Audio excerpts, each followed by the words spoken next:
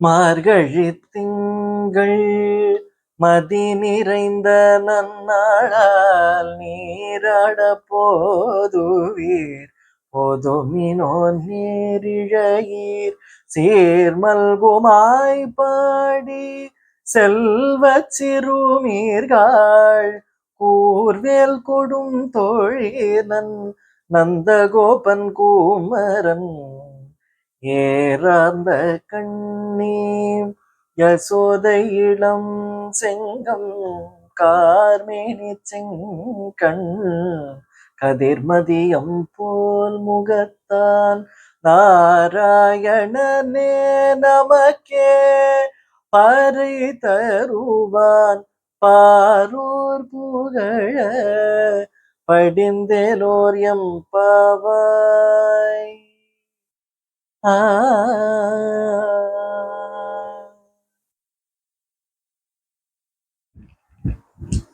ஓம் நமோ நாராயணாய. மார்கழி என்பது மாதங்களிலே மிகவும் சிறப்பு வாய்ந்த மாதமாக கருதப்படுகிறது. மாதங்களில் நான் மார்கழியாகிறேன் என்று கீதையிலேயே கண்ணபிரான் கூறுகின்றார். அப்படி கூறுவதால என்னவோ மார்கழி அத்துணை சிறப்பு வாய்ந்ததாகவும் மாதத்திலே வரக்கூடிய பௌர்ணமியானது மிகவும் சிறப்பு வாய்ந்ததாகவும் கருதப்படுகிறது. அதனால்தான் ஸ்ரீவில்லிபுத்தூரில் வாழ்ந்து கொண்டிருந்த ஆண்டாள் நாச்சியாரே மார்கழி திங்கள் மதி நிறைந்த நன்னாளாம் என்று கூறுகின்றார். அடுத்தபடியாக நீராட போதுவீர் போதுமினோ நேரிழையீர் என்று தனது பக்கத்து வீட்டில் இருக்கக்கூடிய தனது தோழியர்களையும் அழைத்து கொண்டு நீராடச் செல்கின்றார். அடுத்தபடியாக கண்ணனுடைய பெற்றோர்களான தாய் யசோதையையும் நந்தகோபனையும் நமக்கு அறிமுகம் செய்து வைக்கிறார் ஆண்டாள் நாச்சியார். எவ்வாறு தெரியுமா? கூர்வேல் கொடுந்தொழிலன் நந்தகோபன் குமரன் என்கின்றார். கரிய வேலினை கொண்டு காவல் காக்கும் தொழிலை செய்பவர்தான் நந்தகோபன். அதனாலேயே நந்தகோபனுடைய குமரன் என்று நந்தகோபனை நமக்கு அறிமுகம் செய்து வைக்கின்றார். அடுத்தபடியாக ஏறார்ந்த கண்ணி யசோதை இளஞ்சிங்கம். அதாவது ஏறார்ந்த கண்ணி என்பது அழகான கண்களையுடைய தாய் யசோதை என்று கூறுகின்றார். ஏன் தெரியுமா? பெண்களுடைய அழகினை ஒவ்வொரு சங்க இலக்கிய காலகட்டங்களில் அதனை வர்ணிக்கும் பொழுது பெண்களுடைய அழகிய நீண்ட கூந்தலையும் அவர்களுடைய வேல் போன்ற விழிகளையுமே சித்தரிப்பார்கள்.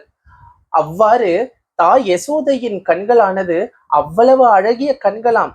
அந்த ஆயர்பாடியினிலேயே அவருடைய கண்கள் தான் அழகிய கண்களாக இருப்பதனாலோ என்னவோ ஏறார்ந்த கண்ணி யசோதை என்கின்றார். ஏன் தெரியுமா? அந்த அழகிய கண்களை கொண்டு தினம் தினம் நமது கண்ணபிரானை அவள் பேணி காத்து ஆளுக்கொரு லீலை செய்யும் நந்தகோபாலன் கிருஷ்ணன் என்று ஒரு பாடல் வரி இருக்கின்றது. அத்தகைய சேஷ்டைகளையும் செய்து கொண்டிருந்த கண்ணபிரானை தனது கண்களுக்குள்ளேயே பேணி காத்து வளர்த்து தினம் தினம் கண்ணனை பார்த்ததாலோ என்னவோ அவளுக்கு அழகிய கண்களை உடையவள் என்ற வர்ணனையை தாய் ஆண்டாள் கொடுக்கின்றார். அடுத்தபடியாக நமக்கு கண்ணபிரானை அறிமுகம் செய்து வைக்கும் பொழுது இளஞ்சிங்கம் என்றே அறிமுகம் செய்து வைக்கிறார் ஆண்டாள் நாச்சியார். ஏன் தெரியுமா? சிங்கமாகப்பட்டது வனத்திலே வாழக்கூடிய அனைத்து விலங்குகளுக்கும் ராஜாவாக கருதப்படுகிறது. சிங்கத்தின் குணாதிசயம் தன்னை மட்டும் பாதுகாத்து கொள்ளாது, தன்னை சுற்றியிருக்கும் குடும்பத்தாரையும் சேர்த்து பாதுகாத்து கொள்ளும். அதனுடைய பார்வை நேர்கொண்ட பார்வையாக இருக்காது.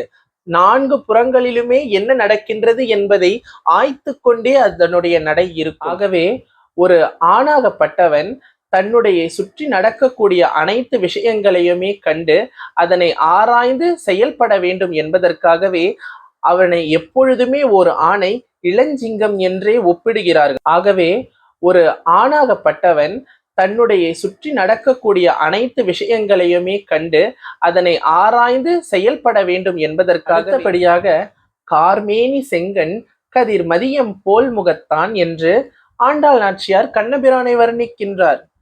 ஆண்டாள் நாச்சியார் வர்ணிக்கும் அளவிற்கு கண்ணபிரான் கரிய நிறத்தில் உடையவரா? ஆம். இதனை பறைசாற்றும் விதமாகவே கம்பராமாயணத்தில் கம்பரோ செங்கனும் கரிய கோல மேனியும் தேருமாகி எங்கனும் தோன்றுகின்றார் எனைவரோ இராமன் என்பார். அது போன்று கண்ணபிரானும் கரிய நிறம் கொண்டவர்தான். அடுத்தபடியாக சிவந்த கண்களை உடையவர். சிவந்த கண்களோடு சூரியனும் சந்திரனும் ஒன்று கூடிய ஒளி பொருந்திய முகத்தை உடையவர். அத்தனை தேஜஸ் அவருடைய முகத்திற்கு இருந்திருக்கிறது போலும். அதனாலேயே ஆண்டாள் நாச்சியார் இவ்வாறு அழகாக விவரிக்கின்றார்.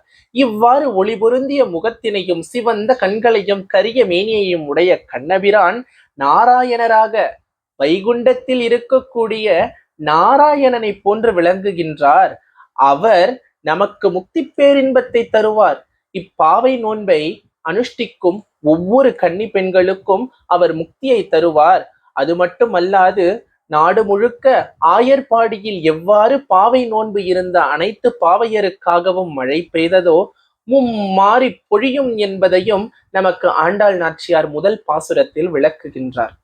இதுவே நம்முடைய முதல் பாசுரத்தின் விளக்கமாகும். இவ்வாறு கரிய மேனியும் ஒளி பொருந்திய முகத்தையும் கொண்ட கண்ணபிரான் நாராயணனாக வைகுண்டத்தில் வீற்றிருக்கும் அவர் நமக்கு பாவை நோன்பு இருக்கக்கூடிய ஒவ்வொரு பாவையருக்குமே முக்தி பேரின்பத்தை வழங்குவது திண்ணம் என்பதனையே இந்த பாடல் நமக்கு விளக்குகின்றது. இவ்வாறு கரிய மேனியும் ஒளி பொருந்திய நன்றி நன்றி